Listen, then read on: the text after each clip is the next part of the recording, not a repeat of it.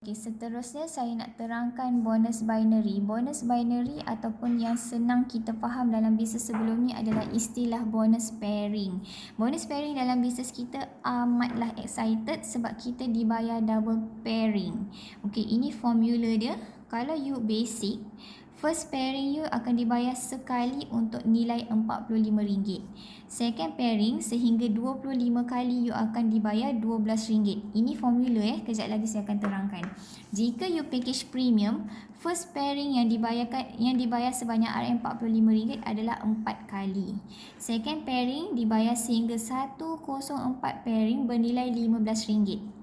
Jika you package elite, first pairing yang dibayar RM45 adalah 12 kali. Selebihnya second pairing unlimited. Tiada had, you akan dibayar RM24. Ini adalah formula.